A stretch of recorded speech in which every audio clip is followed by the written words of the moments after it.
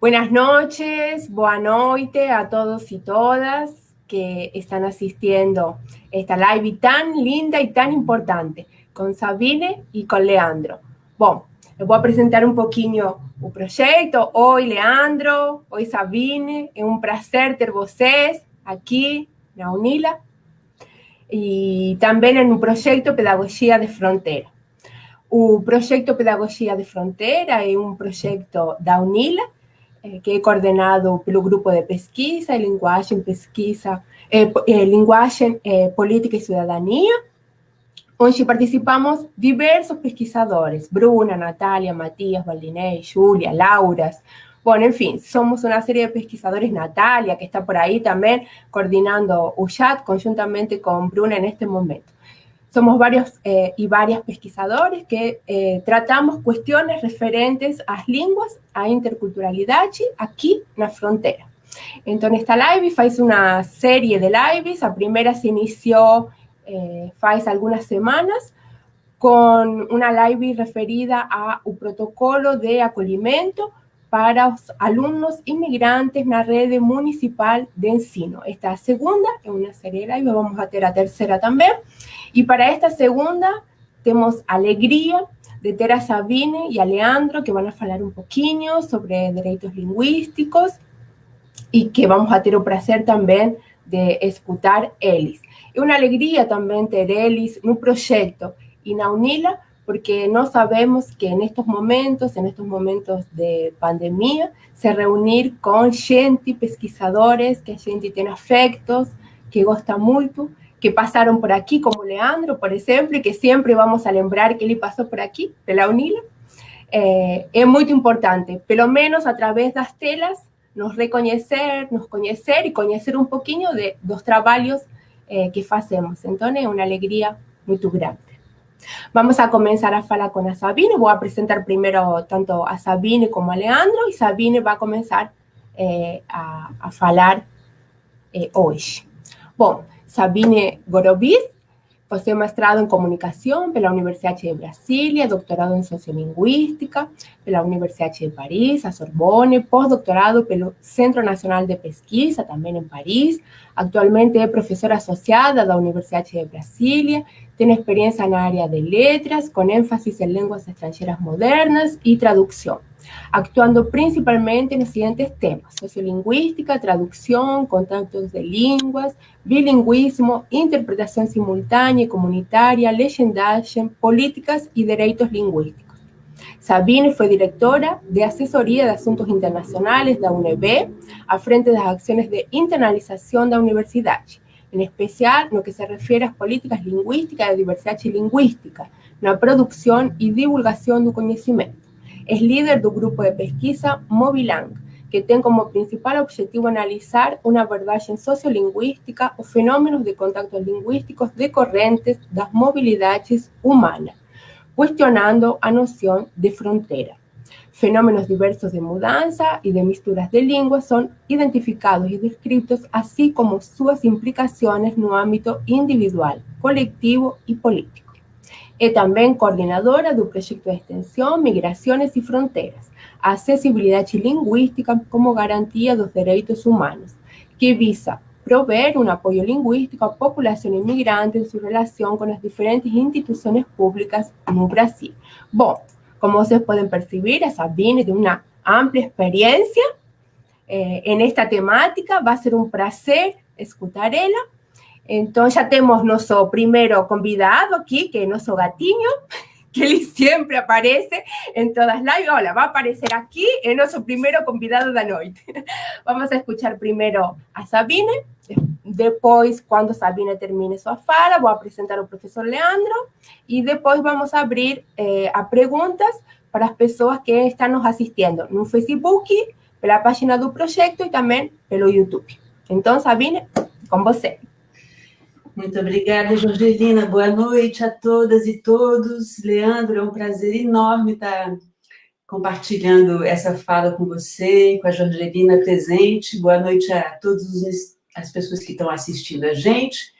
Eu vou compartilhar aqui o meu PowerPoint. Vamos ver se dá certo.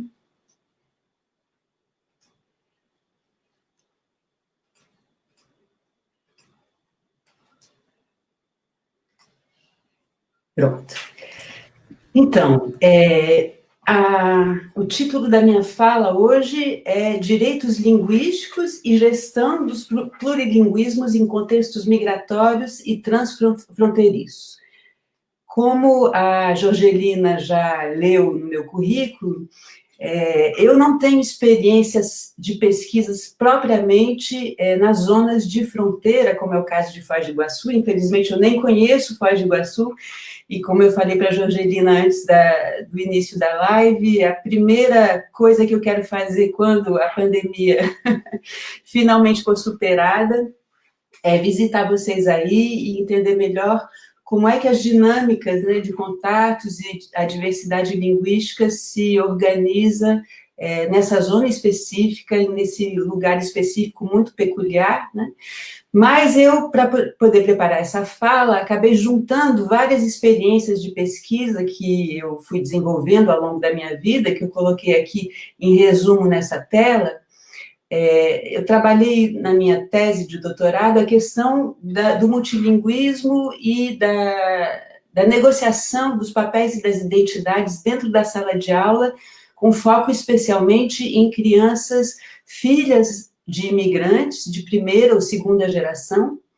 Embora, obviamente, o contexto europeu seja muito distinto do contexto brasileiro e de contextos específicos dentro do Brasil, alguns elementos me possibilitam sugerir pontos de reflexão que a gente pode, talvez, compartilhar e questionar, enfim, tentar aplicar uma reflexão que foi já uma reflexão de uns 10 anos atrás e fora, obviamente, do continente americano. A segunda experiência que me parece interessante para poder levantar algumas problemáticas específicas nesse contexto de Foz do Iguaçu e no contexto da diversidade no Brasil, da diversidade linguística, com esses novos fluxos migratórios, foi uma pesquisa que eu desenvolvi durante 8 anos na Guiana Francesa, vendo o lado oposto da moeda, famílias brasileiras que estavam instaladas na Guiana Francesa e a sua relação linguística com as comunidades locais, o perfil das famílias, as interações dentro das famílias, enfim. Isso também me possibilitou traçar alguns elementos de análise e algumas linhas de reflexão. E, finalmente, o que eu tenho feito nos últimos anos é questionado a questão da mediação linguística, né, a partir do projeto de pesquisa que a Jorgelina citou, que chama Mobilang, que é Mobilidades e Línguas em Contato, e a partir desse projeto nós estamos tentando implementar políticas linguísticas de acesso a direitos e, principalmente, a relação entre as famílias de imigrantes, as recém-chegadas, na sua relação direta ou indireta com instituições públicas, na sua necessidade de acesso a serviços básicos, como saúde, educação, justiça, enfim. E um último, talvez, ponto que eu gostaria de apresentar como elemento curricular foi a minha experiência também recente, cerca de 2 anos e meio, à frente da Secretaria de Relações Internacionais da UNB, onde eu fui particularmente designada para administrar e implementar os planos de políticas linguísticas. Eu falo os porque foram vários planos sucessivos até chegar num plano mais robusto, né, de políticas linguísticas para a internacionalização da universidade. Então, é a partir dessas experiências que eu tentei traçar o que talvez pudesse ser interessante para a nossa reflexão aqui, inclusive a partir do protocolo, né, Jorgelina, que você me encaminhou e que vocês elaboraram para o acolhimento das crianças nas escolas municipais de Foz do Iguaçu. Então, eu não sou uma especialista, né, do contexto escolar, mas eu tentei colocar algumas questões que me parecem essenciais para que a gente possa pensar juntos e discutir juntos quais são os diagnósticos que são interessantes da gente traçar para elaborar de forma mais detalhada tanto um plano de acolhimento ainda que você já tenha um plano bastante definido, com algumas orientações gerais, mas também, principalmente, o que me parece essencial é um plano de acompanhamento dessas populações recém-chegadas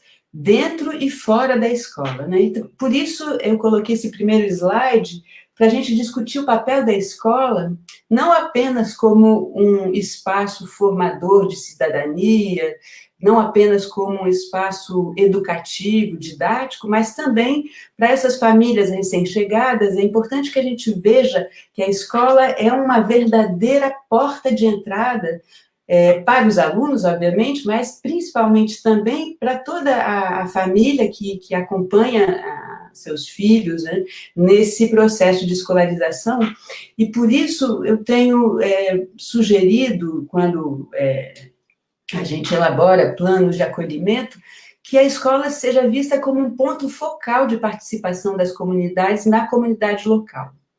Essas comunidades migrantes, seja qual for a sua origem, a sua biografia linguística, porque a escola, ela não só, como eu falava, é a base da construção e da socialização de uma certa cidadania, né? Eu botei um ponto de interrogação, porque a gente depois vai discutir que cidadania é essa, né, que nós tentamos construir frente à diversidade, à diferença, né? Mas também porque é um espaço de gestão da diversidade privilegiado.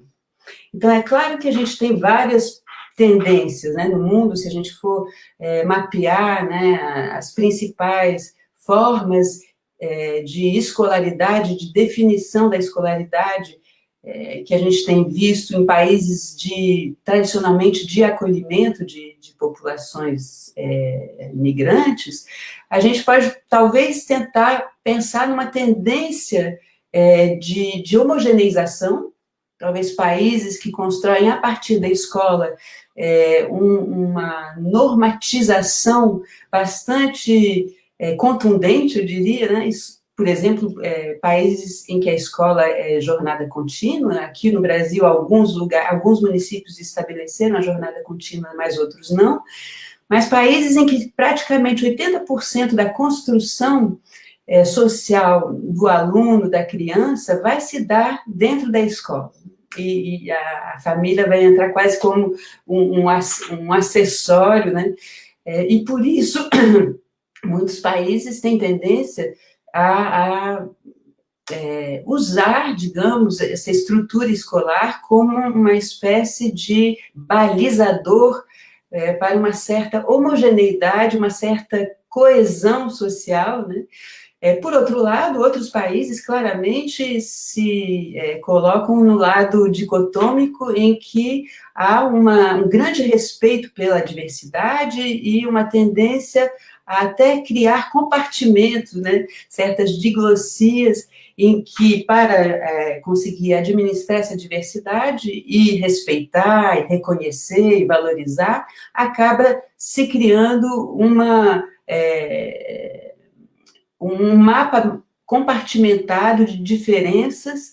Então, todas as tendências têm seus problemas e suas qualidades, e a gente tem resultados bastante diversos de acordo com essa tradição, né? O que falar do Brasil, por exemplo, né? A gente vê que, apesar de termos, em geral, uma escola que não é uma escola de jornada contínua, a gente tem, sim, uma escola bastante aculturadora, eu diria, né? Até pouco tempo atrás, as questões da diversidade não eram claramente colocadas em pauta.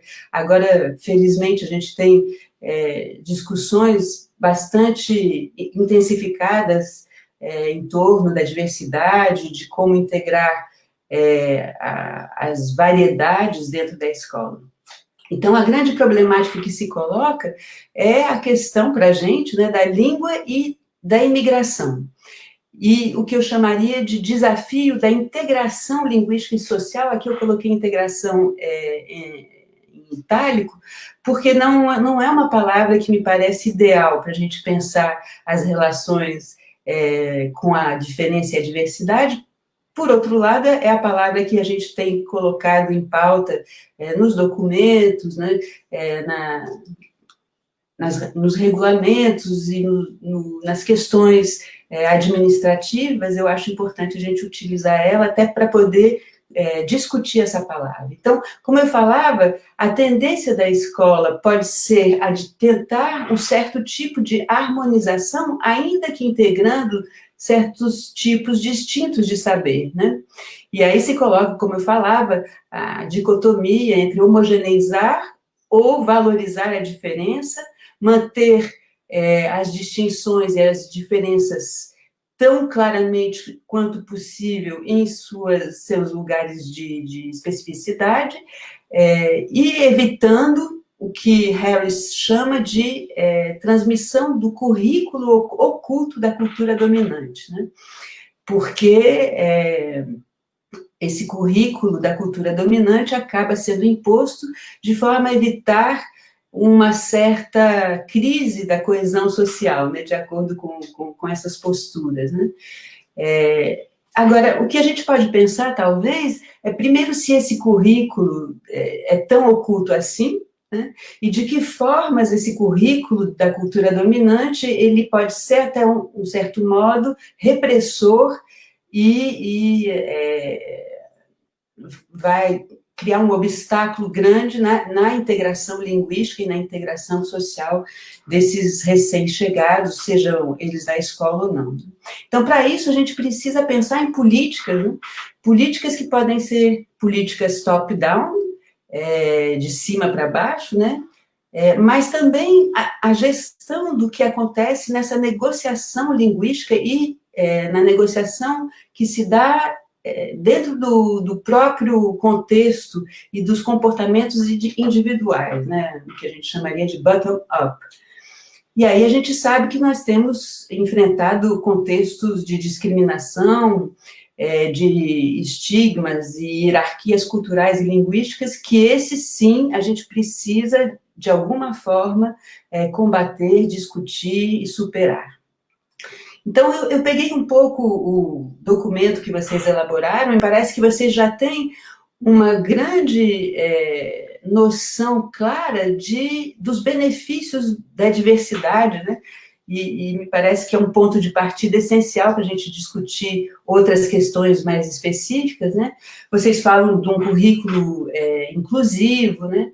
Da flexibilidade no reconhecimento dos antecedentes escolares dessas crianças que entram na escola, e isso a gente poderia até falar da flexibilidade dos antecedentes curriculares dos migrantes até dos adultos na sua integração profissional dentro de um contexto específico. Vocês também levantam a questão da informação aos pais, do respeito à diferença, da solidariedade, dos direitos humanos e de transformações paulatinas de práticas educacionais para um contexto plúrio, multilingüe e multicultural.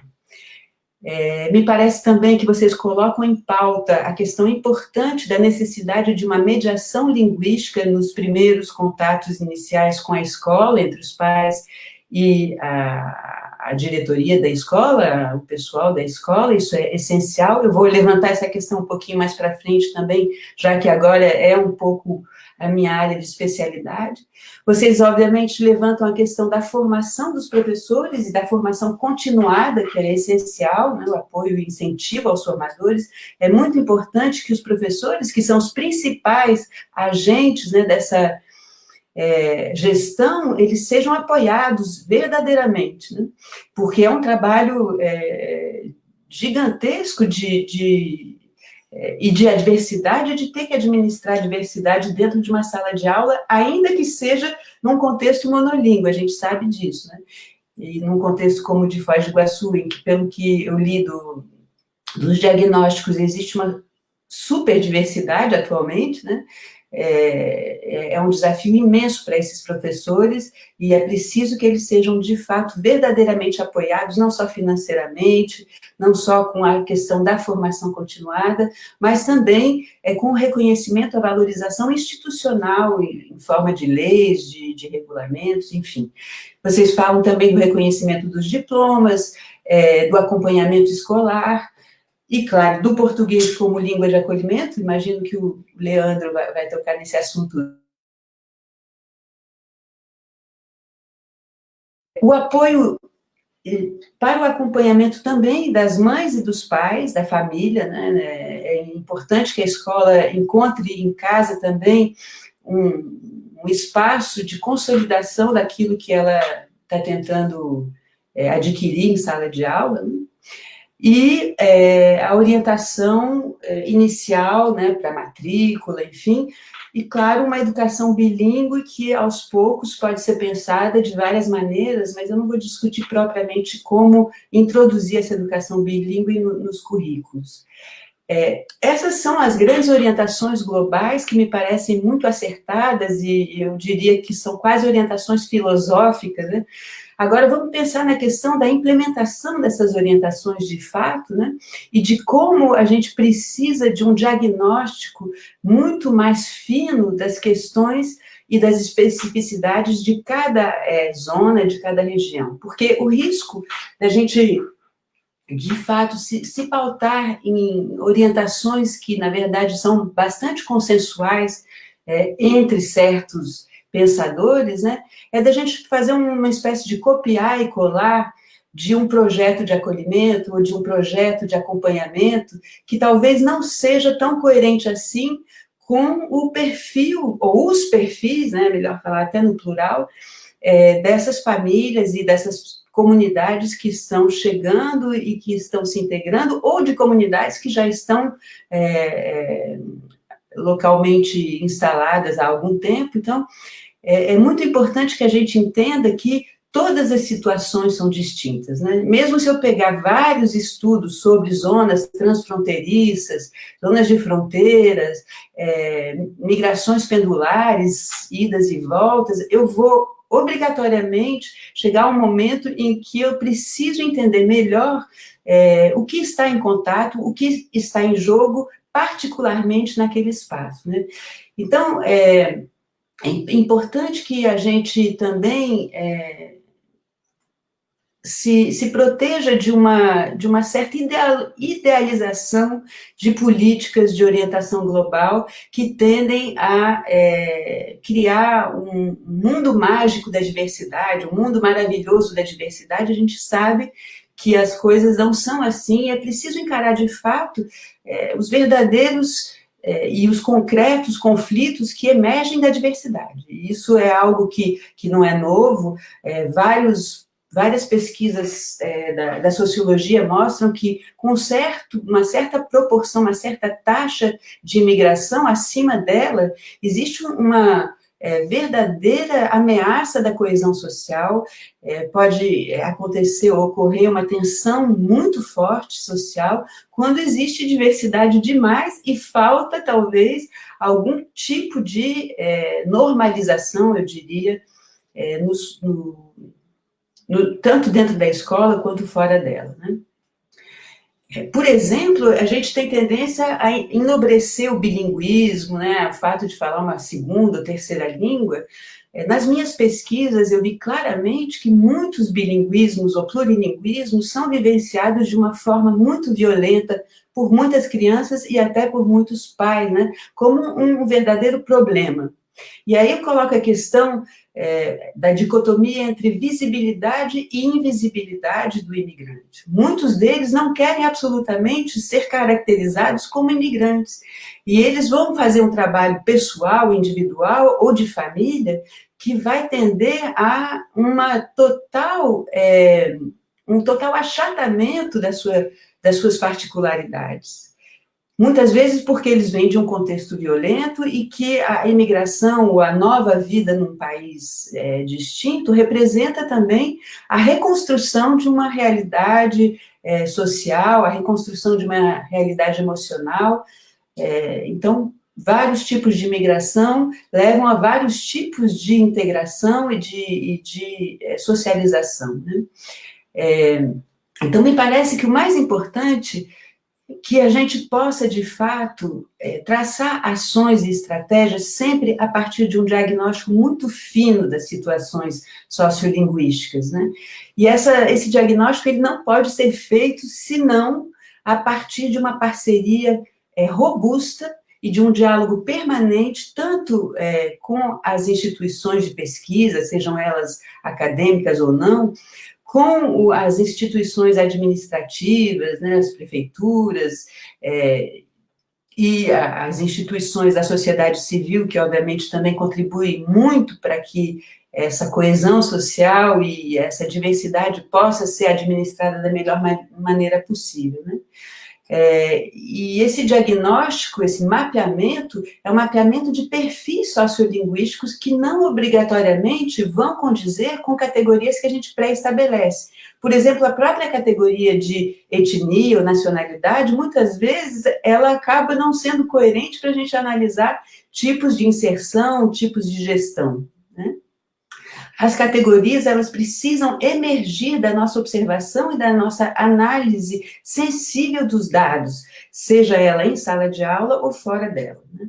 E a gente sabe que são situações extremamente dinâmicas. Se a gente pegar o exemplo dos venezuelanos, que de repente, né, esse fluxo migratório foi bastante intenso no Brasil, mas isso pode acabar rapidamente, por exemplo, com uma mudança de governo, uma mudança de situação política. Quando a gente teve os grandes eventos internacionais no Brasil, como a Copa do Mundo, né, os Jogos Olímpicos, um crescimento econômico, uma situação política harmoniosa, a gente também teve mudanças de mobilidades muito visíveis e muito rápidas. E também no sentido contrário, né, a gente está vendo hoje que essas situações também mudaram extremamente de um dia para o outro, praticamente. Então, qual seria esse tipo de mapeamento que me parece essencial para que a gente possa, de fato, estabelecer estratégias?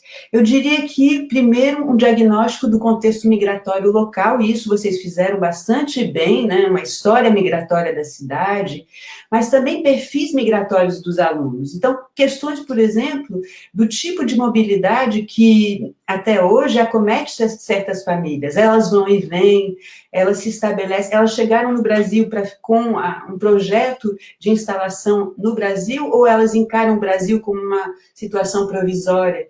Qual tipo de residência anterior, qual tipo de contexto social elas integravam anteriormente? Era uma situação urbana, rural? Já era uma situação de fronteira? Que fases de imigração cada família apresenta? São recém-chegados? Já estão há algum tempo? Já estão há muito tempo? Que tipos de migração também? Em que categorias elas se encontram? São refugiados forçados? Uma imigração forçada? São imigrantes econômicos? Estão fugindo de uma questão climática? São apátridas, né?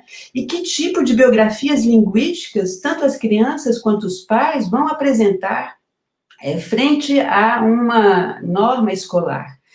E, como eu falei, alguns carregam a língua dos pais como um fardo, não querem mostrar que eles falam essa língua e não querem falá-la fora de casa. E, às vezes, até mesmo dentro de casa, existe uma grande resistência de certas crianças a interagir com os pais na língua que representa para eles alguma coisa que simboliza algo doloroso, né? Então, também a configuração da família, os avós estão morando juntos. E se eu chegar mais perto ainda, de uma forma muito micro, a criança que local ela ocupa na família? Ela é dentro da irmandade, por exemplo. Ela é a irmã mais velha, ela é a irmã mais nova, a caçula, os gêneros, a configuração local. Se as comunidades que chegam integram redes sociais já pré-estabelecidas localmente, se eles já tinham contatos anteriores à sua chegada, enfim, são questões que me parecem essenciais. E aí, depois, todas as questões que se colocam dentro da sala de aula, né?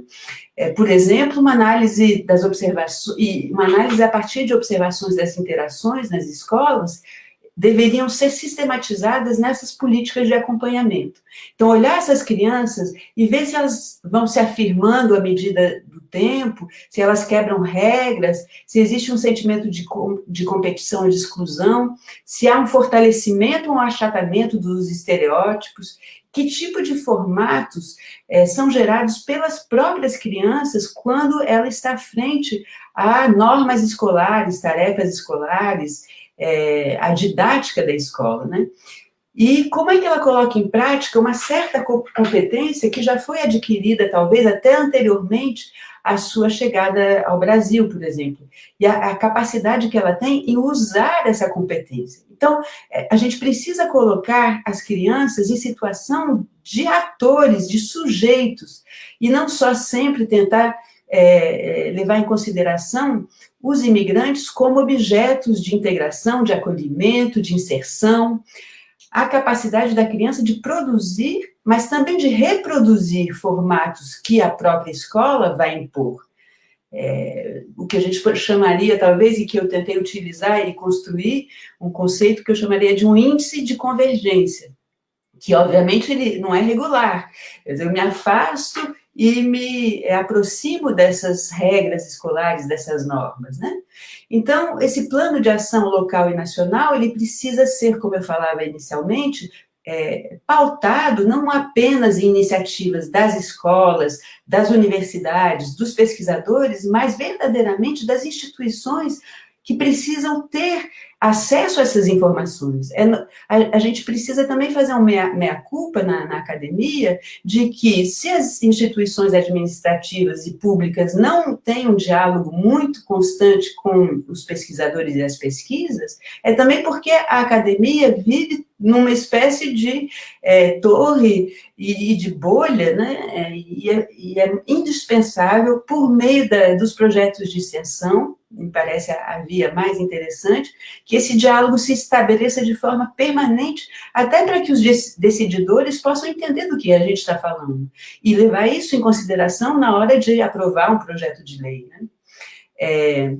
Então, me parece que, dentro dessa perspectiva, é muito importante que a gente vise uma política de participação.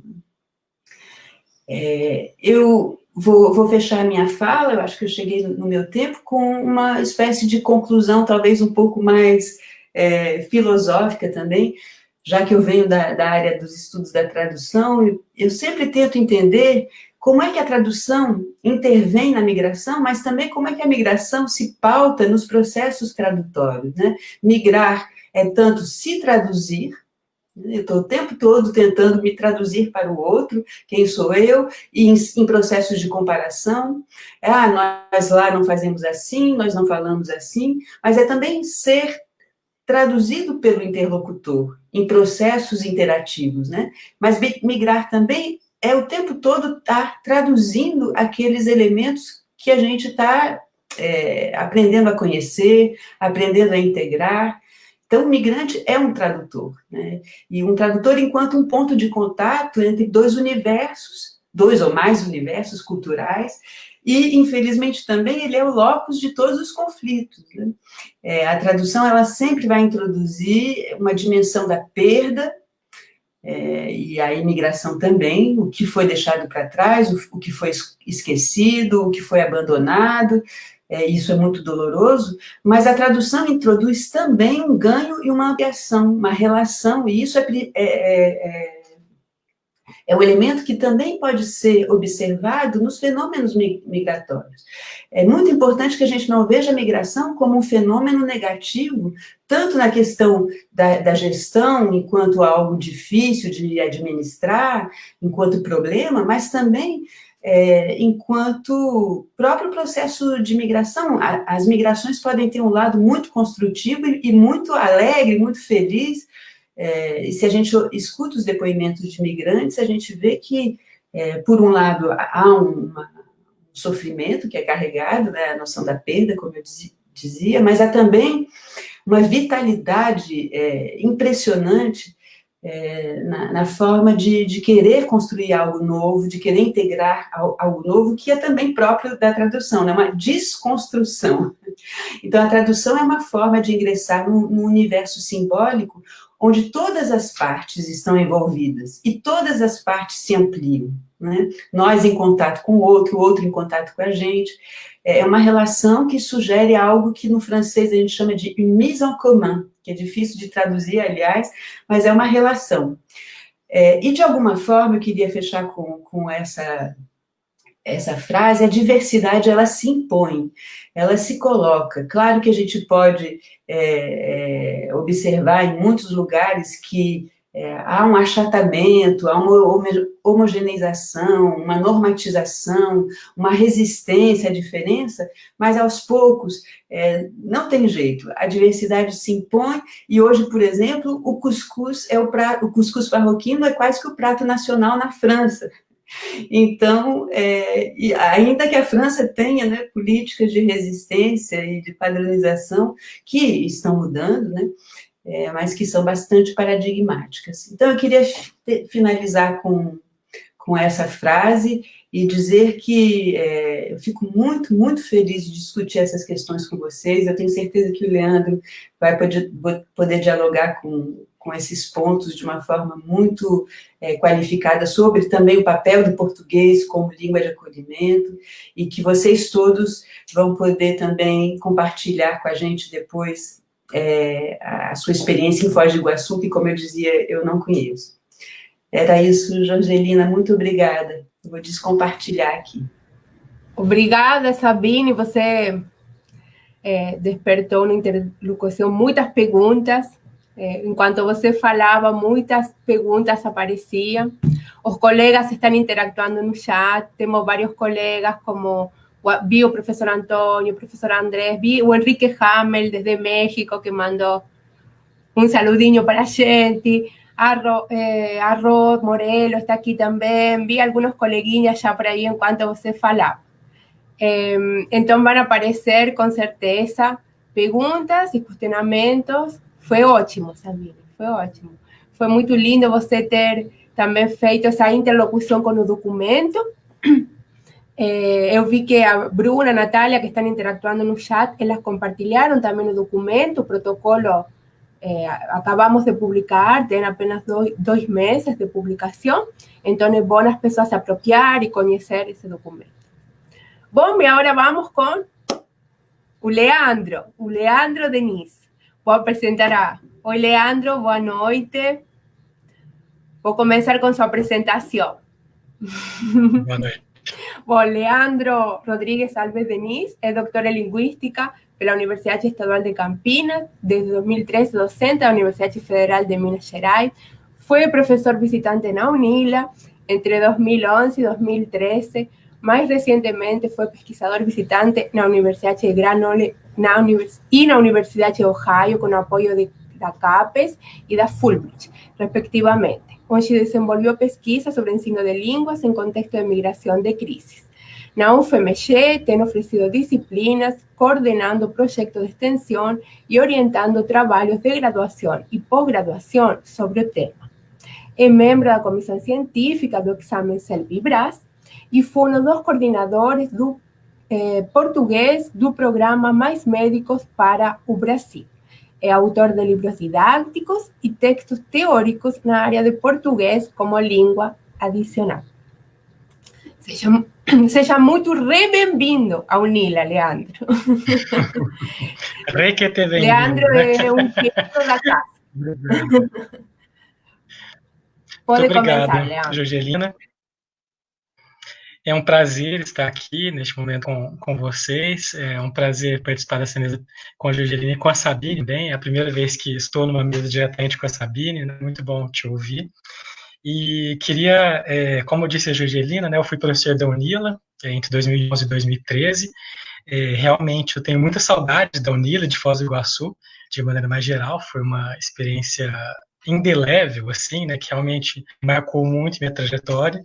Então, como acho que a própria Jorgelina já disse isso, né, para mim, enfim, outras pessoas que às vezes saem da UNILA dizem também, né, a gente sai da UNILA, mas a UNILA não sai da gente, né? Então eu tenho muito carinho pela universidade e fico muito feliz, né, de ver como projetos importantes, avançados, né, projetos importantes para a região da Tríplice Fronteira, né, com destaque para este aqui, né, que dá origem a essas lives, né, eu fico muito satisfeito de ver como direitos linguísticos importantes, né, especificamente para a comunidade escolar migrante, estão avançando, né, graças a essa articulação entre a Secretaria Municipal de Educação e as universidades da região, né, incluindo a UNILA.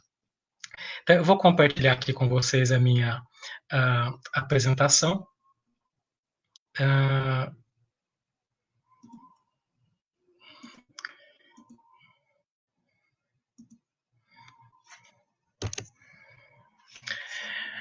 Bom, está compartilhado. Então, eu vou começar a minha fala trazendo um episódio que foi relatado na tese de doutorado da Samira Jalil, defendida na Unicamp em 2018. Então, é um episódio que ela relata relativo a 1982. Ela diz o seguinte: mostrando o desenho do avião, a professora disse para seus alunos: vamos lá, crianças. A letra A é de avião, respondeu a classe, quase em coro. Uma das crianças, uma menina, discordou. Não, Tayara, disse ela, usando a palavra em árabe correspondente ao que via no desenho. Então, esse episódio, né, foi protagonizado pela própria autora da tese, né, e aí ela inicia a tese a partir desse episódio. Ela diz o seguinte: cenas semelhantes à descrita acima ocorriam recorrentemente naquela sala de aula. Elefante, igreja, ovo, uva, eram apenas algumas das palavras que compunham um leque de vocábulos iniciados por vogais a serem repetidas em português, mas que eram insistentemente relembrados em árabe por essa menininha. Incomodada diante de tal situação, a professora repreendeu a aluna, no caso eu mesmo, diante da turma, e chamou minha mãe para uma conversa, durante a qual comunicou que eu falava muito árabe em sala de aula, e geralmente me recusava a usar as palavras ensinadas em português. Minha mãe contestou, afirmou que eu falava ambas as línguas, árabe e português, em casa, e não havia apresentado problemas dessa natureza anteriormente. A professora, por sua vez, pediu a ela que colaborasse com o processo escolar, diminuindo a quantidade de árabe falados no ambiente familiar. Então, aqui, né, são memórias dessa autora, do início da década de 80,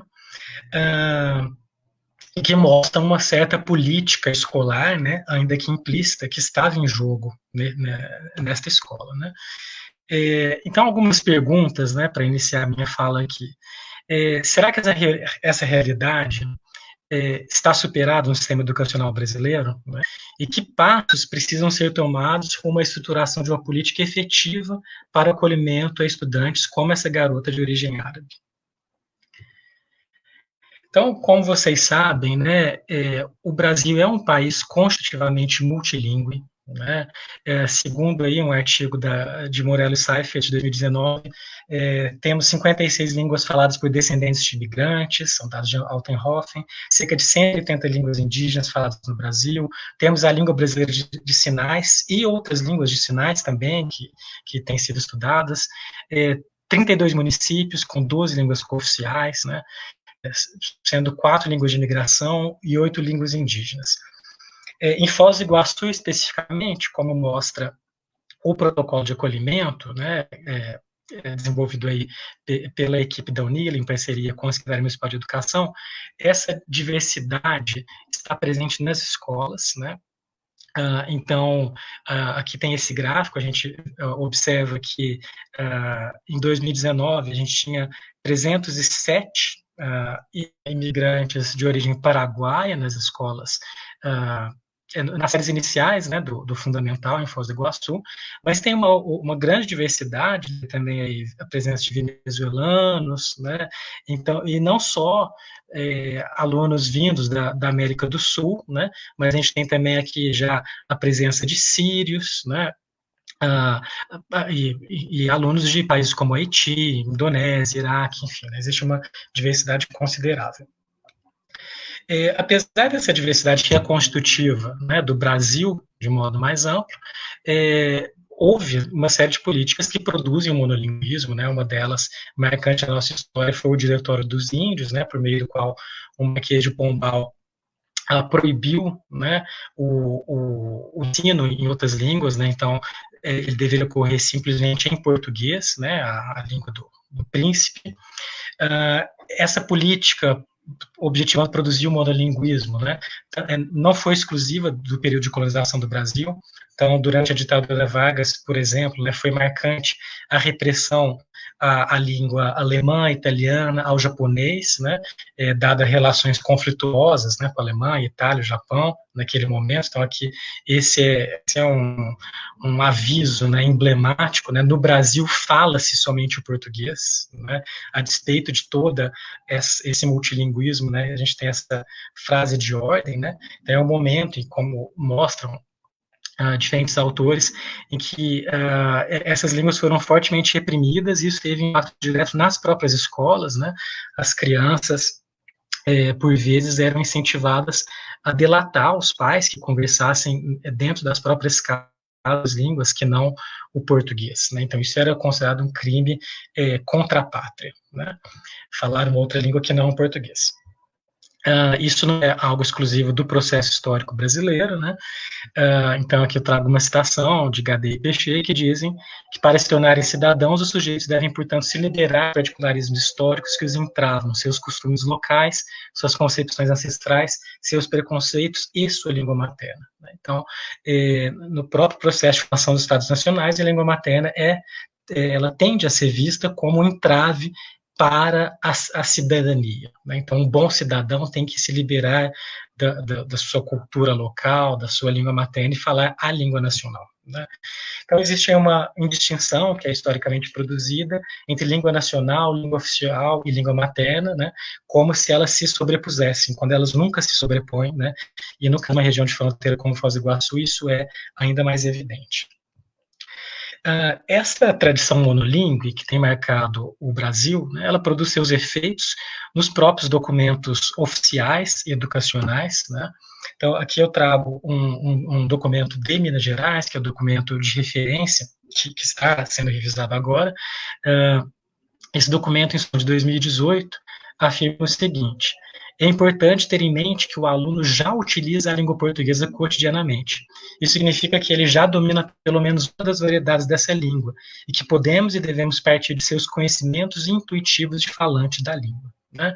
Então, vejam, né, que o que produz a diversidade linguística dentro da escola brasileira não são simplesmente os movimentos recentes de imigração, né? Isso está, de uma maneira ou de outra, presente nas nossas salas de aula desde sempre, né? Essa diversidade linguística é constitutiva do ensino básico, né? Ainda que ela possa ser mais visível hoje em dia, né? Mas ainda assim a gente vê um documento oficial, né, que é tomado por esse efeito de evidência, né, de que todo aluno que está numa sala de aula de ensino fundamental ou médio, que necessariamente ele fala português em casa, né? Então isso apaga toda essa diversidade linguística, né? Não é qualquer aluno que está nas nossas salas de aula que tem conhecimentos intuitivos, né, do português, né, que já domina o português, e não necessariamente ele utiliza o português cotidianamente, né? Na Base Nacional Curricular Comum, né, que no ensino fundamental isso foi aprovado em 2012, a gente tem um discurso diferente, né? Então a gente vê aí que aparece um certo discurso do multilinguismo. Então, eu vou ler para vocês um trecho em que isso aparece. Ainda em relação à diversidade cultural, cabe dizer que se estima que mais de 250 línguas são faladas no país, né? Então, aí se faz menção às línguas indígenas, de migração, de sinais, etc. Essa diversidade linguística é caracterizada como patrimônio cultural e linguístico do país, né? Se fala também do respeito às qualidades linguísticas da comunidade surda, né? Da importância do uso da Libras nos ambientes escolares, e ainda se diz que é relevante no espaço escolar conhecer e valorizar as realidades nacionais e internacionais da diversidade linguística e analisar diferentes situações e atitudes humanas implicadas nos usos linguísticos, como preconceito linguístico, né? Então, evidentemente, né, isso é um avanço importante, né, que um documento oficial, né, em nível federal, reconheça essa diversidade linguística, mas não é um avanço tão grande assim, se a gente fizer uma análise mais fina, né? Observem que nesse trecho que eu acabei de ler para vocês, né, que é um dos poucos trechos em que se fala de diversidade linguística na BNCC, não se fala das realidades locais da diversidade linguística, né? Em que diferentes idiomas podem estar presentes, inclusive nas famílias e escolas dos estudantes. Então, com exceção da Libras, outras línguas parecem não fazer parte das instituições escolares regulares, né? Então, é como se outras línguas além do português, quando presentes nas escolas, fossem excepcionais, né, e não algo que cada vez mais, né, é uma realidade para diferentes escolas. E o documento também abre espaço para se pensar que é como se as línguas indígenas e as línguas de imigração estivessem ou pudessem estar presentes apenas nas escolas bilíngues ou interculturais, né? Então, o que a gente pode observar é que a BNCC não aponta diretrizes para a valorização do que categoriza como patrimônio linguístico e cultural.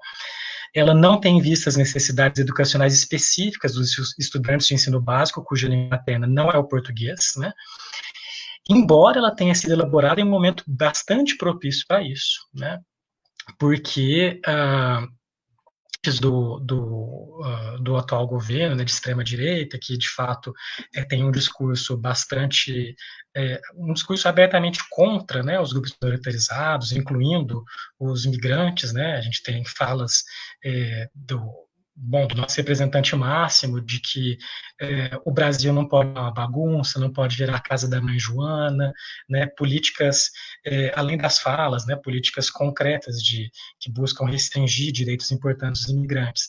Mas a BNCC foi aprovada antes disso, né, para o ensino fundamental, durante o governo Temer, ela foi aprovada, e foi aprovada no mesmo ano em que houve a aprovação de um marco bastante importante em termos de valorização dos direitos dos imigrantes no Brasil, que é a nova lei da migração, né, que representa realmente um avanço importante se pensar os imigrantes como sujeitos de direitos, né, e não como inimigos da pátria, né, que precisam ser vigiados.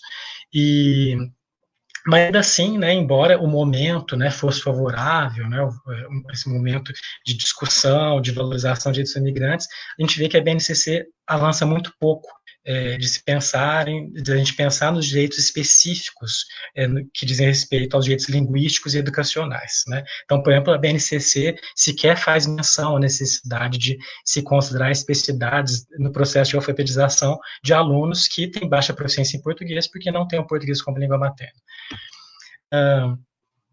Então, é como se o mero reconhecimento, ou deveríamos dizer reconhecimento da heterogeneidade linguística brasileira e o respeito às particularidades linguísticas de grupos minoritarizados na escola representassem per se gestos de política linguística capazes de promover a inserção desses discentes na escola.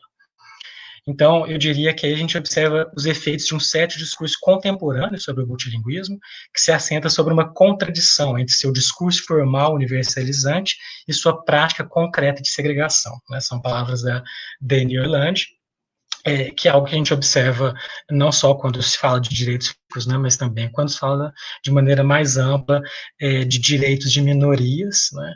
Então, empresas, por exemplo, que fazem propagandas e têm um discurso super plural e de respeito à diversidade, né, mas que, por exemplo, não são capazes de contratar um funcionário, né, de um grupo minoritarizado. Ou um discurso super antimachista, né, que tem um certo efeito de marketing, mas que é adotar pessoas que no seu dia a dia têm posturas abertamente machistas, enfim. Então, eu diria que, né, na BNCC esse multilinguismo, de alguma forma, é apagado ao mesmo tempo em que se está falando dele, né? Então, acaba se negando, né, os direitos linguísticos enquanto contraditoriamente se está falando deles, né?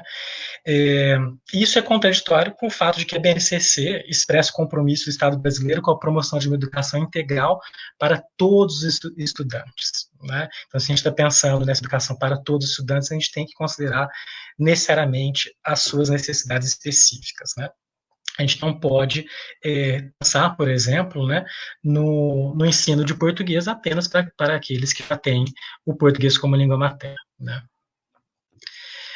Então, eu queria discutir alguns efeitos, né, dessa tradição monolíngue, discutir aqui um pouco os efeitos em documentos educacionais oficiais, né, e nesse sentido é muito bom, né, realmente merece, é uma iniciativa louvável, né, ver como a gente já tem um documento em Foz do Iguaçu, né, que avança muito nessa direção, né, que propõe um protocolo de acolhimento aos estudantes das escolas municipais. O que eu tenho observado, né, em diferentes contextos de trabalho com estudantes de grupos minoritarizados, né, que não falam português, são recorrentes falas desse tipo. Os alunos de tal país têm um baixo nível de letramento, os estudantes desse país têm muitos problemas de letramento, né? Então, esse tipo de fala, a meu ver, evidencia uma perspectiva autônoma de letramento, né, tal como discutida pelo Brian Street, em que os alunos são significados pelas habilidades cognitivas relativas ao uso da escrita, que não teriam, segundo a posição do professor ou da professora, né? Então, quer dizer, o professor muitas vezes está numa posição em que ele só consegue enxergar aquilo que os alunos não conseguem fazer, por meio da escrita e por meio, evidentemente, de uma perspectiva etnocêntrica, né? Isso acaba apagando outras práticas de letramento, com as quais o próprio docente muitas vezes não tem familiaridade, né? Meu aluno pode não conseguir fazer certas coisas que eu consigo fazer, mas eu certamente também não consigo fazer muitas coisas, né, que ele consegue fazer. Fica muito claro quando a gente está pensando, por exemplo, num certo gap geracional também em relação ao uso de tecnologias, né? E um outro ponto, né, é que as práticas de ensino e avaliação acabam muitas vezes sendo tomadas como universais, né? A gente tem dificuldade de pensar que muitas vezes um aluno ele está saindo mal, né? Porque uma das possibilidades é que a nossa avaliação não é adequada, né, para avaliar aquilo que ele consegue fazer, né?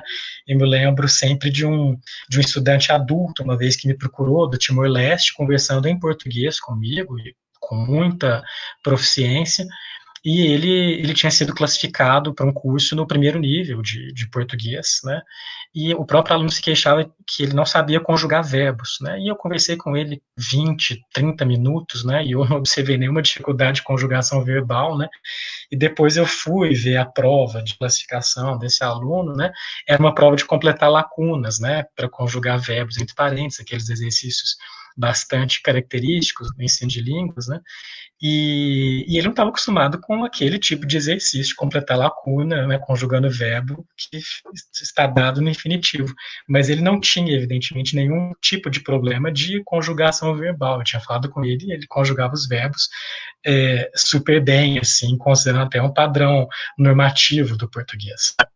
Mas é um problema de avaliação, e muita gente tem dificuldade, né, de chegar a essa conclusão, porque a gente toma as nossas práticas de ensino, as nossas práticas de avaliação, como se elas fossem universais, né, quando necessariamente elas são culturalmente situadas.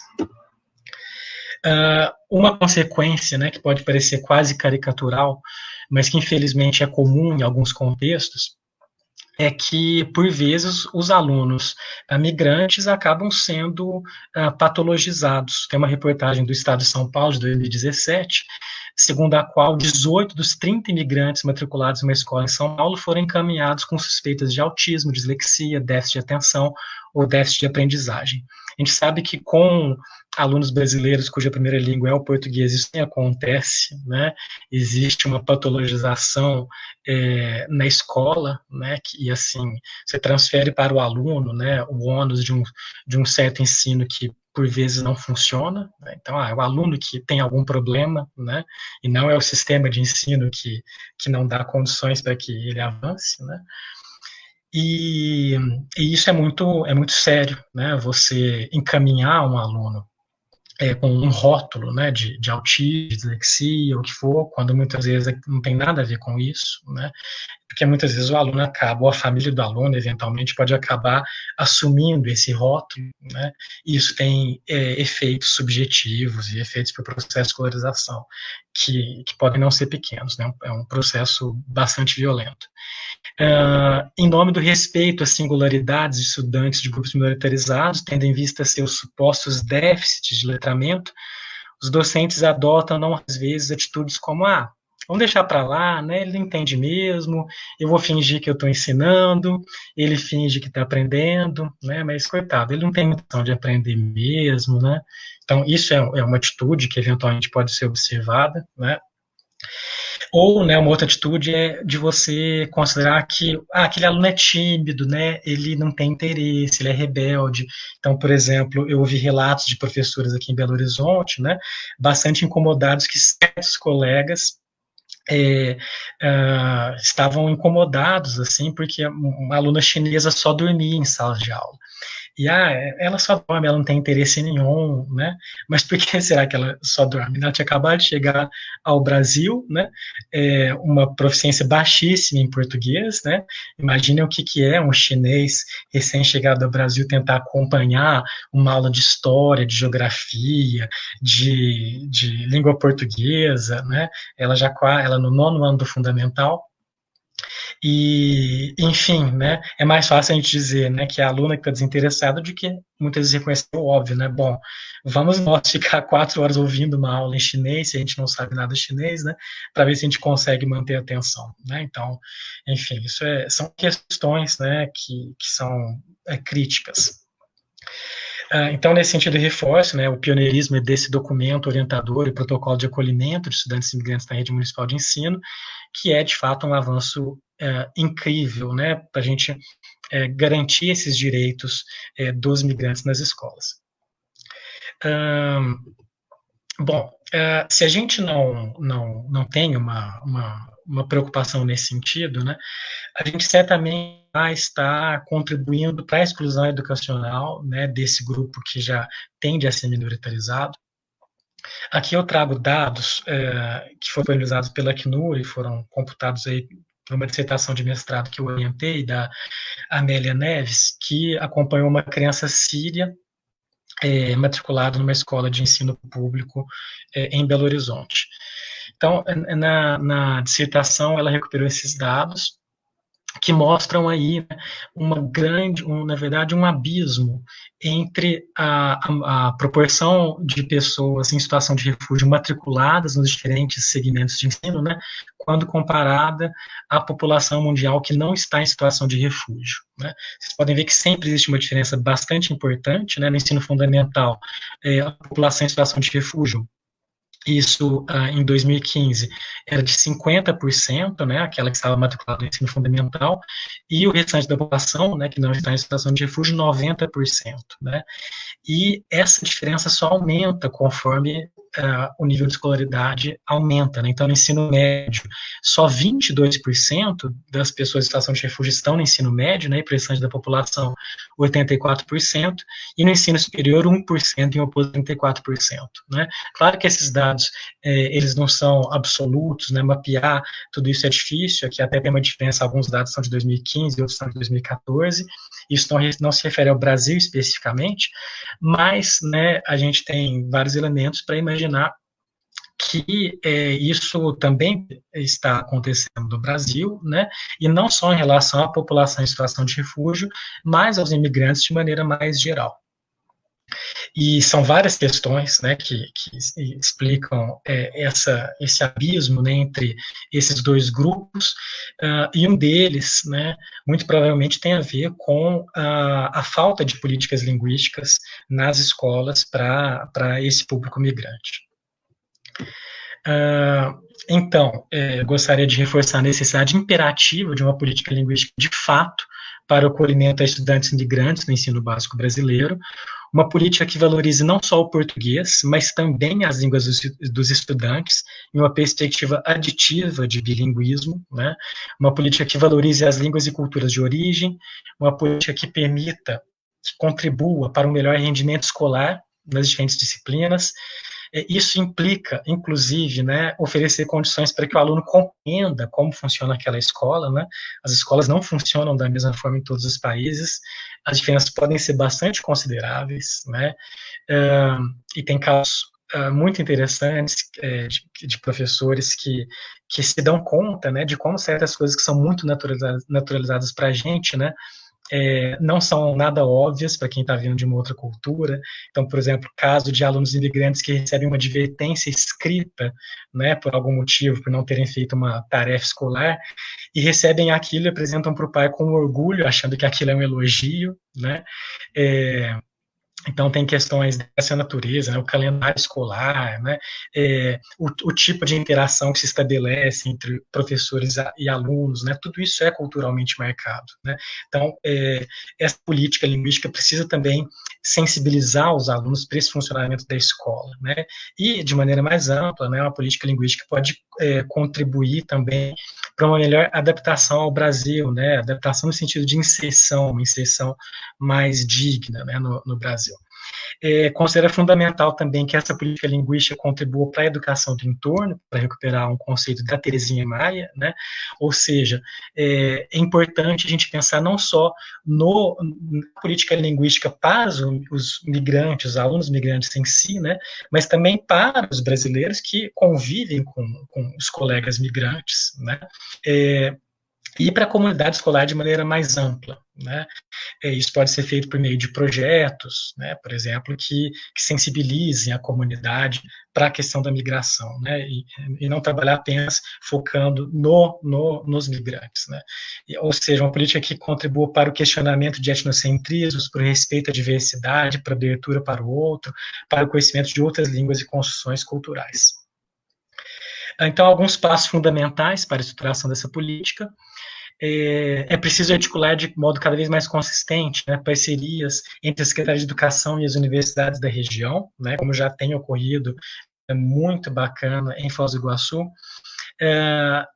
Contar com a participação efetiva da comunidade migrante na estruturação da política. Né? Evidentemente, a gente pode efetivar uma política linguística desse tipo sem contar com a participação das pessoas mais interessadas nessa política, aquelas que mais têm a contribuição, os próprios migrantes. Né? Evidentemente que esse diálogo é difícil de ser construído por uma série de questões, né, mas ele é fundamental. Um outro passo é aprender com os professores que trabalham diretamente com o público migrante, né? Desculpa, tem uma redigitação aí. Então, de fato, nem sempre, né, os próprios professores que estão na ponta trabalhando, né, que fazem coisas incríveis com esses alunos, né, eu tenho a oportunidade de estar em contato com alguns desses professores que muitas vezes não tiveram uma formação prévia ou uma experiência prévia com alunos imigrantes, mas recebem lá, por exemplo, uma aluna síria, né, ou alunos de outros lugares, e os professores fazem coisas incríveis, né, estruturam mesmo a política micro, né, que tem um impacto muito importante, muitas vezes, na escola de maneira mais geral. Então, a gente precisa realmente ouvir esses professores cada vez mais. Formar permanentemente toda a comunidade escolar e não apenas os professores de língua portuguesa, né, isso também é fundamental. Ter em vista a heterogeneidade dos perfis dos alunos, já que esse é um grupo muito diverso, né, e os perfis de alunos que chegam às nossas escolas, né, são os mais diversos possíveis, né. Uma coisa é trabalhar com um aluno paraguaio em Foz do Iguaçu, né, tem a questão da proximidade linguística, português e espanhol, inclusive. Outra coisa é trabalhar com, por exemplo, um filho de sírio, que só fala árabe, recém-chegado ao Brasil, né. A questão linguística, a diferença cultural é maior nesse caso, né? Tem alunos que a questão familiar também pode ser muito diferente, né? Tem alunos que estão acompanhados dos pais, tem alunos que isso é bastante triste, né? Mas o Brasil tem, inclusive, crianças migrantes ou adolescentes que chegam sem os pais, né? Por questões de toda a crise migratória. Então, a gente precisa ter tudo isso em vista. A gente precisa avaliar as necessidades de aprendizagem do português e de outras línguas para cada aluno, né?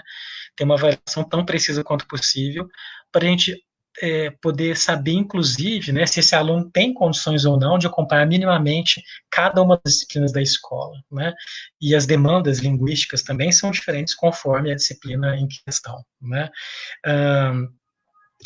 Bom, e já concluindo em 2 minutos, pensando especificamente na oferta de curso de português como língua adicional, né, considero fundamental que esses cursos sejam ofertados no contraturno, né, de forma a que os alunos possam já fazer parte de uma turma regular, né, o que está, o documento, né, de Foz do Iguaçu tem orientações nesse sentido, e a gente precisa pensar, né, nessa oferta de curso de português como língua adicional no contraturno, inclusive, para alguns alunos, essa oferta tem que ter uma carga horária alta, né, para que eles possam atingir pelo menos um intermediário em português, de forma que eles consigam acompanhar, por exemplo, o ensino em uma escola em que a única língua de instrução seja o português, né? Isso coloca uma série de desafios, evidentemente. Por exemplo, no caso, imagino, né, que em Foz do Iguaçu, escolas que tenham maior presença de imigrantes, e talvez tenha algumas escolas que tenham poucos imigrantes, 1, 2, aqui em Belo Horizonte isso acontece bastante, né, os imigrantes estão bastante espalhados por Belo Horizonte. Então, as escolas, em geral, têm poucos, né? São 2 alunos numa escola, 3 em outra, 1 aluno, né? Então, uma possibilidade é de se pensar nesses cursos de português como língua adicional, né? Os cursos que têm uma carga horária maior, do tipo 10, 15 horas semanais, né? Conforme as necessidades de alguns alunos. E esses cursos poderiam ser ofertados em escolas polo, né? Já que seria difícil, até por questões financeiras, você ter esse curso em todas as escolas, né? São cursos que podem contar com apoio de licenciandos em letras, né? Eu sei que a Unila já tem essa parceria, né, de levar seus alunos em formação para atuarem nas escolas. Considero também super importante se pensar na abertura de concursos públicos para profissionais com formação e experiência na área, né? E aí, pela área, eu estou dizendo formação para atuar num contexto multilingüe para o ensino de língua adicional. No caso dessa ideia, né, de se pensar em escolas polo, né, tudo isso tem que avaliar os prós e os contras, evidente, mas isso demandaria, por exemplo, estruturar um sistema de transporte, né, para que estudantes matriculados em escolas, numa certa escola, eles possam, né, chegar facilmente à escola onde seria o curso de português, né. E uma outra coisa, né, que eu acho que pode funcionar bem, é que a escola abre espaço para a participação de familiares dos alunos migrantes, né, que, por exemplo, podem desenvolver ações importantes para valorizar línguas como o árabe, né, ou como o espanhol, entre tantas outras, né.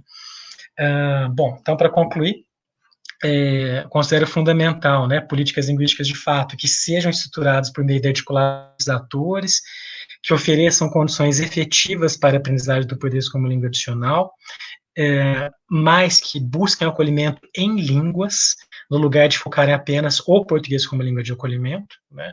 São palavras de Bison e Camargo, que superem o discurso da falta, né? Esse discurso que só consegue enxergar o migrante por aquilo que supostamente falta nele, sem exotizar o outro e sem firmar para ele um lugar de marginalidade, como destaca a Terezinha Maia, e que procurem resistir ao assimilacionismo.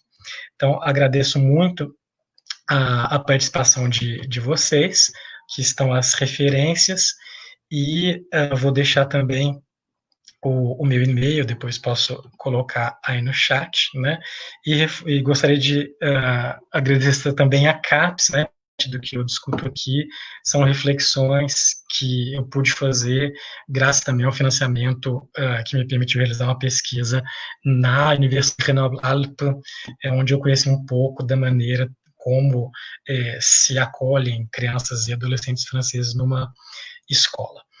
Crianças imigrantes, né, numa escola francesa. Então é isso. Muito obrigado, gente. Eu vou interromper. Obrigada, Leandro. Gracias. Obrigada, Leandro. Foi ótimo te escutar, conhecer sua experiência também. A gente te conhece um pouquinho na Unila, mas você tem feito muitas pesquisas na área, tem pesquisado muito, tem trabalhado muito também nesse sentido e nessa temática, então foi muito bom te escutar. Antes de passar as perguntas, também eu queria ressaltar para a gente que está nos vendo e ouvindo no Facebook, e está fazendo comentários, é que eu ressaltei no início da importância de ter a Sabine e de ter o Leandro, porque Pedagogia de Fronteira é um projeto feito por pesquisadores em conjunto com as professoras, em conjunto com a comunidade também que interatua e que participa também do projeto, desde 2016 que o projeto existe. Quando eu convidei a Sabine e o Leandro e passei o protocolo, eles prontamente falaram que sim, assim, é a UNILA, é um projeto da UNILA, mas nós somos colegas, não somos assim, grande referência no sentido de, não sou uma grande associação que convidei vocês, e eles falaram que sim, que estavam dispostos, e isso também fala muito da postura e dessas pesquisas, tanto da Sabine como do Leandro. Então, obrigada a ambos. A Ângela também, a professora Ângela está no chat, ela mandou, elogiou muito a Sabine, as falas da Sabine. O professor Ricardo também, Ricardo Nascimento, está aqui no chat, que também elogiou muito as falas. A professora Natália, o professor Matias. Vou passar agora as perguntas. Tenho anotado aqui, que me foram passar. Então, a primeira pergunta veio de Daniela, que pergunta o seguinte: como as diversidades e migrações serão abordadas neste momento político no qual uma determinada homogeneidade branca, cisgênera, heterossexual, cristiana, parece se impor, inclusive de forma muito violenta aqui no Brasil? Bom, uma pergunta muito importante e muito forte também para começar este debate. Então, não sei se quer começar a dialogar um pouquinho a Sabine ou Leandro. Sabine, você gostaria de começar? Eu posso começar. Tá bom.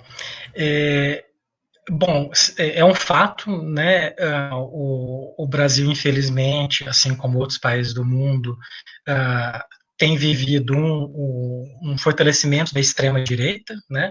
Que é uma extrema-direita que abertamente é contrária à diversidade, né?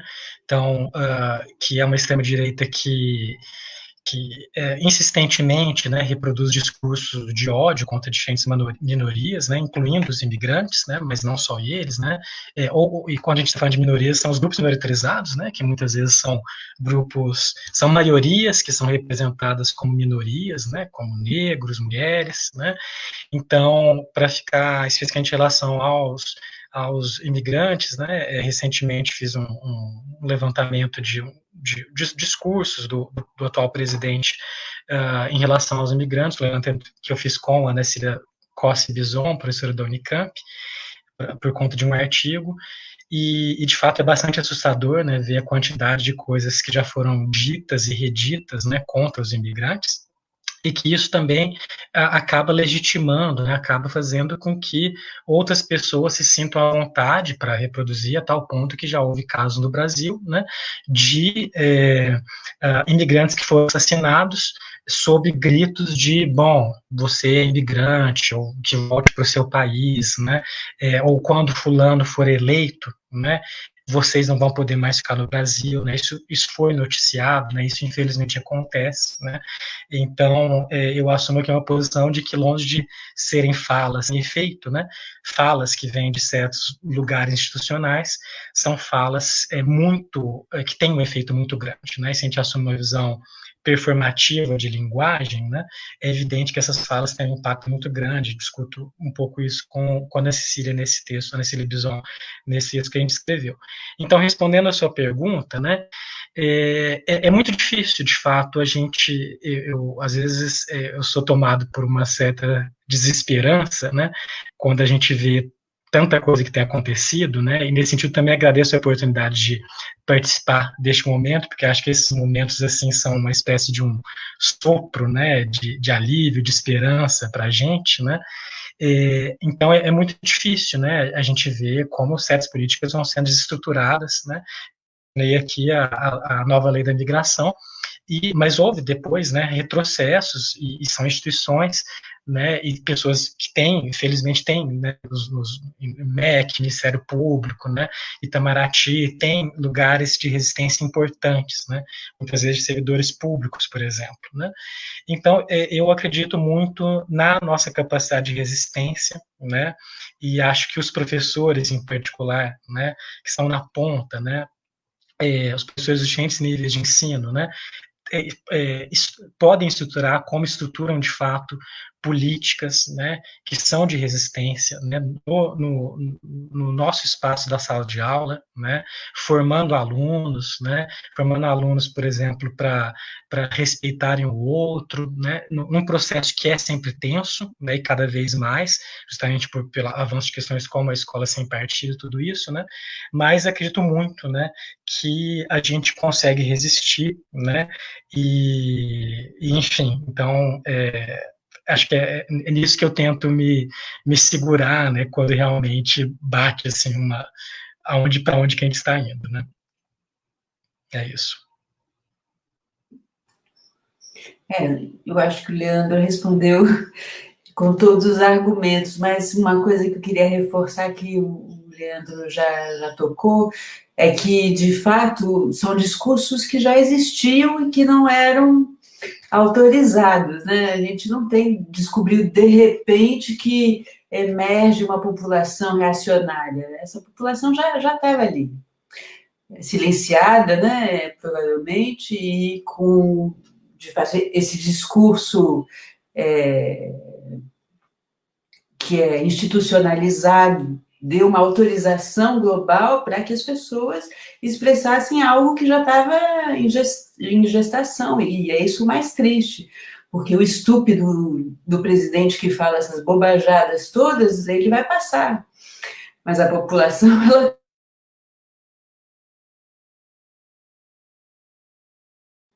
um espaço de normas e de normatização, e que muitas vezes a gente se depara também com um certo conservadorismo, né? Isso fica claro com alguns discursos, né? A gente tem uma grande maioria de pessoas progressistas que têm consciência de que a diversidade ela precisa ser administrada de uma certa forma, mas que ela acontece por si só, né? Como eu falava no final da apresentação. Acho que a grande lição talvez seja um pouco otimista ou inocente, mas que ela se impõe apesar, né, das rejeições, dos estigmas, e à medida que a diferença vai sendo familiarizada, ou seja, ela não se torna mais uma diferença, ela gera tolerâncias também, né? Me parece que é por aí. Passamos a outra pergunta aqui.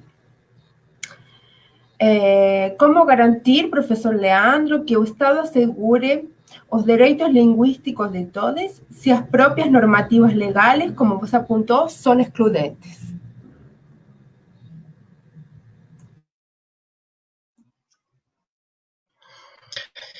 Bom, eu acho, novamente, assim, eu vou retomar esse ponto da minha última resposta, né? Eu acredito muito nessas políticas que partem de baixo para cima, né? Retomando a discussão que a Sabine fez, né? Bottom-up. Em geral, é assim que a gente chega a políticas importantes, né, educacionais no Brasil. São coisas que começam, né, nas escolas e vão se fortalecendo e até chegar a um ponto em que isso, de fato, venha a ser acampado por um governo, né, que tem uma visão mais progressista, né. Então, no caso da BNCC, por exemplo, né, está lá colocado pelo menos a atribuição de um valor positivo à diversidade, né. Então, isso é um avanço importante, né, de se reconhecer, né, e se afirmar, pelo menos, que a diversidade linguística é algo positivo, né, que é um patrimônio cultural, né, são coisas que provavelmente dificilmente elas seriam ditas, por exemplo, pelo ministro da Educação, né, que, ao contrário, teve falas no sentido exatamente oposto, né, do tipo, bom, enfim, não vou nem lembrar aqui para não reproduzir, né. Então, a BNCC, né, que é o documento em nível federal com orientações, né, ela não é propositiva, né, mas pelo menos ela reconhece. Isso já é um avanço importante, né. E a gente tem, por exemplo, né, a Jorgelina está muito mais a par dessa discussão, mas a gente tem, por exemplo, avanços na estruturação de documentos de orientação para o ensino bilíngue, né, que são coisas que estão em andamento neste ano, né, e aí, bom, e assim, né, se a gente pensar um documento como este, né, produzido pela Secretaria Municipal de Educação com a UNILA, né, isso é um documento importante, que de alguma forma está em harmonia com a BNCC, né, não está dizendo o contrário, mas está dando materialidade, está permitindo operacionalizar certas coisas que estão apenas assim tangenciadas ou mencionadas muito rapidamente em nível federal, né? Porque se a gente não tivesse operacionalização concreta, a gente fica num discurso vago de promoção do multilinguismo, né? Que é o que a Helena Schorrami vai falar de uma política de júri, né? Que está aí na lei, né, mas que na prática não acontece. Então é importante, né, ter documentos, né, e que prevejam, né, como essa política linguística vai ser implementada, e é isso que a UNILA e com a Secretaria Municipal de Educação tem avançado muito bem. Temos bastantes preguntas aquí. Do chat, voy a ir escolhendo. Bruna e Natália estão aí fazendo mediação do chat, vão me passando as perguntas. O professor Ricardo, a pergunta anterior era da Bruna, eu não falei, o professor Ricardo Nascimento Abreu, dice que acredita que essa proposta de regionalização de ações que é proposta pelo professor Leandro é o caminho mais produtivo para a garantia de direitos linguísticos educacionais. O maior óbice para tal feito é a alta centralidade das matérias educacionais sobre a competência exclusiva da União. A arquitetura da legislação educacional brasileira, em nome de uma alegada identidade nacional, limita bastante a atuação estados e municípios em matéria de atendimento a alunos estrangeiros. Essa iniciativa de Foz do Iguaçu é realmente um grande avanço. Nesse sentido, o que ele comenta é muito interessante também, porque muitas vezes é difícil que os próprios governantes, os próprios legisladores, os próprios prefeitos, enfim, vejam o quanto que é um avanço fazer políticas neste sentido. Eles acostumam deixar para lá as questões referentes à imigração. E eles não percebem o quanto que se avança em uma cidade, inclusive como Foz do Iguaçu, em uma política, pensando na política neste sentido. As professoras estão comentando muito também sobre a importância da formação. A Sabine comenta um pouquinho, o Leandro também, sobre a importância da formação nestas temáticas também. Não sei se Leandro ou Sabine querem comentar um pouquinho sobre isso.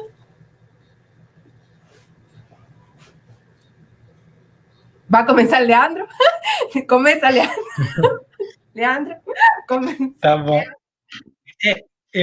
Realmente, né, é super importante a gente compreender, analisar bem as questões legislativas em jogo, né, e perceber, inclusive, onde há espaços de resistência, né, onde há brechas na lei, né. Então, assim, para dar um exemplo concreto, certamente há um retrocesso no ensino de língua adicional, advindo do fato de que, atualmente, as escolas não podem, né, conforme a lei, escolherem qual língua elas querem ofertar nas escolas, né. Todas as escolas são obrigadas no Brasil a ofertarem o inglês, né, independentemente de quais sejam essas escolas, onde elas sejam situadas, né. E aqui, evidentemente, não estou argumentando contra a importância de se aprender inglês no Brasil, né, mas, em diferentes contextos, certamente não é a língua mais importante para a comunidade, né? Ela vem a ser uma das línguas importantes, mas ela não é para muitos sujeitos a principal língua, isso na fronteira, né? Nas fronteiras do Brasil, isso é bastante evidente, né? Infelizmente, as escolas não podem, se elas só tiverem condições de escolherem uma língua para ofertar, né, elas têm que ofertar em inglês, né? Mas, por outro lado, elas não estão impedidas, né, de ofertarem outras línguas, né? Isso está previsto na legislação, né? E aí, realmente, né, cabe um espaço aí, né, os professores de espanhol, né, incluindo a Jorgelina, têm participado ativamente desse movimento, né, vão oferecendo espanhol, né, em Foz do Iguaçu, e não só em Foz do Iguaçu, né, em Belo Horizonte, no Brasil todo, é uma língua fundamental, né, afinal, o Brasil é América Latina, e precisamos fortalecer cada vez mais nossas relações com os outros países da América Latina. Então, vamos oferecer espanhol também, vamos ter condições para isso, né? Claro que isso implica uma série de desafios, né? Mas, então, acho que é isso, né? É pensar um pouco nessas brechas que a gente... E, bom, Sabine, se quiser me complementar, ou, enfim... Eu acho que talvez a questão da integração regional que você levantou por último me parece um ponto nevrálgico da nossa discussão, né? A gente tem esse movimento bottom-up e top-down, mas de alguma forma é preciso que haja uma certa delimitação ideológica e internacional, né, para afinar. O Brasil é um país imenso, com muita diversidade também local, enfim, mas se tiver uma orientação mais global, assim, para que os municípios, as regiões, enfim, possam também se nortear no meio de tantas opções e tantas estratégias. E a gente tinha iniciado uma política bastante robusta, né, de integração regional, inclusive com a criação das universidades de fronteiras, enfim, que, claro, atualmente, me parece essa grande ameaça do governo atual é um descaso absoluto, uma tábua rasa com relação a essa questão da integração regional, e aí talvez a gente tenha que ter ações mais contundentes, né, sejam elas linguísticas, de reconhecimento, de diploma, de intercâmbio, de relações diretas, né, que talvez essas possam ter resultados mais concretos sobre as outras ações, né?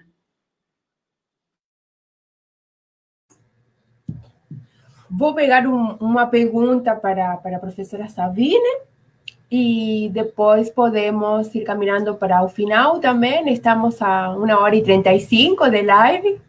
Passa rápido, parece que passa rápido, porque a charla e o debate é muito bom. Professor Leandro, no chat também tem várias pessoas da UNILA que vieram cumprimentar o senhor, tá bom? Sabine, então, aqui tinha uma pergunta para a Sabine. Vou tirar os óculos para poder aqui ver. Aqui. O professor Matias pergunta: gostaria que a professora Sabine falasse mais um pouco sobre esse índice de convergência que mencionou durante sua fala.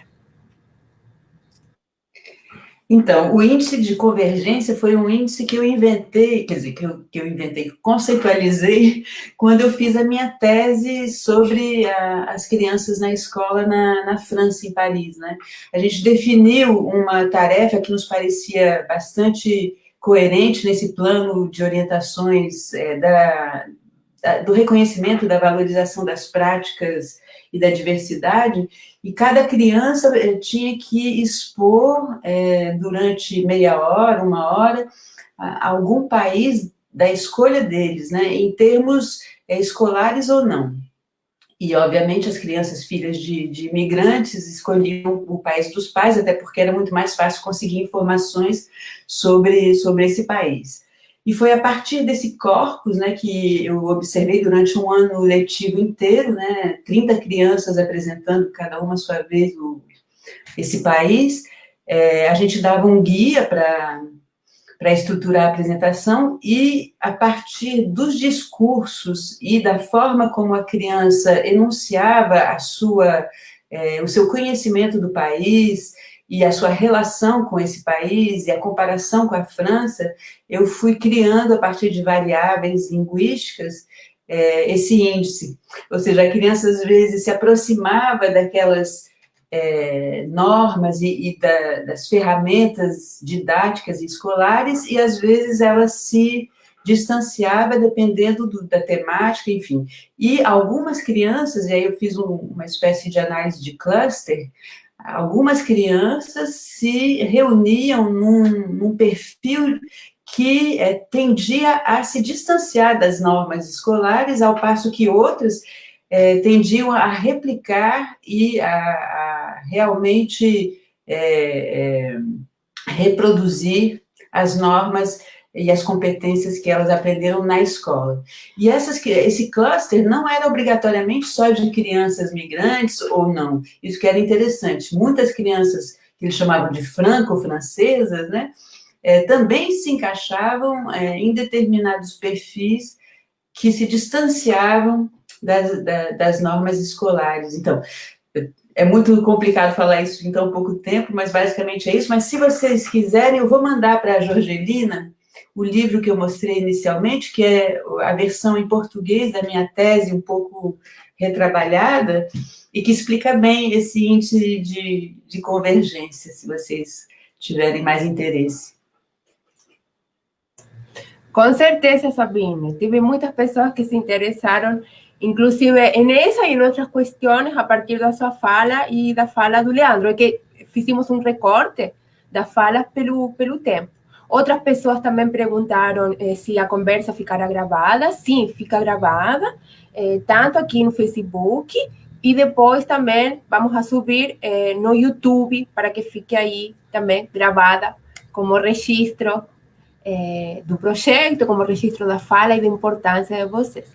Vou terminar com uma fala, que é uma opinião do chat da Samira Araújo, que fala assim: além das políticas públicas, penso também que a força vem dos próprios excluídos, dentro de uma ideia de comunidade, em um trabalho de luta diária da coletividade.